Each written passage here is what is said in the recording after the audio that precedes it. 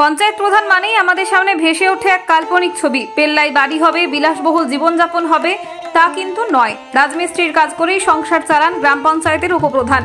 শুনতে অবাক লাগলেও এটাই সত্যি। হরিশ্চন্দ্রপুর 1 নম্বর ব্লকের মহেন্দ্রপুর গ্রাম পঞ্চায়েতের জোটের উপপ্রধান জুল মোহাম্মদ। তার নেই কোনো আড়ম্বর প্রাচুর্য। রোদে পুড়ে জলে ভিজে রাজমিস্ত্রির কাজ করে দিন শেষে 500 টাকা মজুরি পায়। তা দিয়েই জোটে রুজি রুটি। স্থানীয় সূত্রে জানা গেছে, উপপ্রধান জুল মোহাম্মদের বাড়ি হরিশ্চন্দ্রপুরের মহেন্দ্রপুর গ্রামে। তার 2 ছেলে ও 1 মেয়ে রয়েছে। কাঁচা বাড়িতেই বসবাস করেন তিনি। উপপ্রধান হওয়ার আগে 5 বছর তৃণমূলের পঞ্চায়েত সদস্য ছিলেন। গত পঞ্চায়েত ভোটে তৃণমূল থেকে টিকিট না পেয়ে নির্দল থেকে দাঁড়িয়ে বিপুল ভোটে জয়ী হয়ে জোটের উপপ্রধান হন তিনি। তবে উপপ্রধান হওয়ার পরেও তার জীবনযাত্রা পাল্টায়নি। প্রতিদিন সকালে সাইকেল নিয়ে এলাকায় ঘুরে ঘুরে মানুষের সমস্যার কথা শোনেন। এরপর রাজমিস্ত্রির কাজে যান।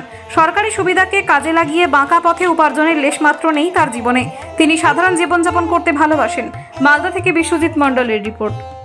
ও যে আমাদের সঙ্গে কাজ করছে আমরা খুব আনন্দিত এবং অনেক দিন ধরে আমরা একসাথেই কাজ করি। ও নিজের হাতের কাজ ছাড়েনি। এখনও যখন কাজ করতে করতে পাবলিকের দরকার পড়ে পাবলিক ডাক দিলেই চলে যায়, আর যখন কাজ হয়ে যায় আবার এসে কাজে লেগে যায়। ভালো ব্যবহার, অনেক সব সময় থাকে সঙ্গে। কাজ কোনো ভুল হলে ও বাতিয়ে দেয় আমাদের সব কিছু। ও আমাদের মেন। এলাকার মানুষের পাশে কিরকম দাঁড়ান প্রধান? মানুষের পাশে মানুষ যখন ডাকে তখন, রাত্রে, দিনে, সকালে, ভোরে, যে সময় ডাকে সে সময় মানুষ পায় ওকে খুঁজে।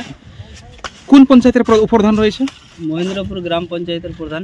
কি থেকে জিতেছিল? কোন সিম্বলে জিতেছিল সে? নির্দল নৌকা ছাপিয়ে কি জিতেছিল? হ্যাঁ, শাসক দলকে হারিয়ে। হ্যাঁ হ্যাঁ হ্যাঁ, আমরা সবাই ভোট দিব ওকে। আর আমরা এখানকার গ্রামের মানুষ ওকে নিজেই দাঁড় করায়। ও নিজের মন থেকে দাঁড়ায় না, ওকে সবাই মিলে বলে তারপরে দাঁড় করে।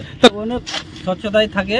কারো 1 কাপ চাও খায় না। থানা মানায় গেলে নিজের পয়সায় আরও চা খিলায়। এই যে কর্ম কাজ করে, এই কাজেই থেকে মানুষকে চা খাওয়ায়, আরও কিছু করে, মানে সেবা পরিষেবা দেয়। আর যা ভাতা দেয় ওকে, তো ওটা দিয়ে তো কিছু হয় না। গাড়ির তেলেই ওর জুটে না। তাহলে পরিবার চালাতে কি এই পেশা এখনো ধরে রেখেছে? হ্যাঁ, অনেক দিন ধরেই এটা ধরে রেখেছে। আবার ওই পয়সায় তো গাড়ির তেল, চা ফা মানুষের জুটে না। তার জন্য নিজের পরিবার চলার জন্য এটা কাজ করে খাই। আপনার নাম? নিজামুদ্দিন। আপনি কি কাজ করেন এখানে? আমি রাজমিস্ত্রি। এই প্রধানের সঙ্গেই কাজ করেন? হ্যাঁ। আপনার বাড়ি কোথায়? আমার বাড়ি মহেন্দ্রপুর। মানে আমার পেশাই ছিল রাজমিস্ত্রি, এবং জনসাধারণ আমাকে চাহিদা করে আমাকে ভোটে দাঁড়িয়েছিল। আমাকে পাস করিয়ে, নির্দল থেকে পাস করিয়ে আমাকে উপপ্রধান বানিয়েছে পঞ্চায়েতের সব মেম্বার।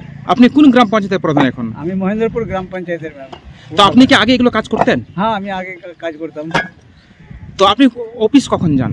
আমি যখন মানুষের দরকার পড়ে আমি তখন যাই, মানুষের সঙ্গে কাজ করে আবার এসে কাজ করি। আপনি তো কত বছর ধরে রাজনীতির পাশাপাশি এগুলো কাজ করে আসছেন?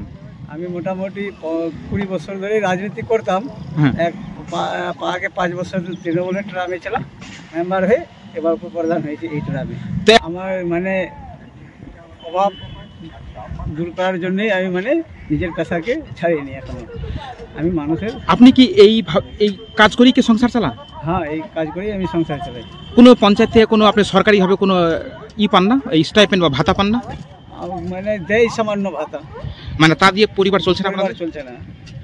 আমি রাজনীতি বলতে আমি জনসাধারণের স্বার্থে, আমাকে জনসাধারণ যদি বলে আবার দাঁড়া, তা আমি দাঁড়াবো। জনসাধারণ আমাকে নিয়ে আসছে, আমি নিজে মানে রাজনীতি করতে চাই না, জনসাধারণই রাজনীতি করাচ্ছে আমাকে। আপনার নাম? আমার নাম হলো জুল মোহাম্মদ। আপনার বাড়ি?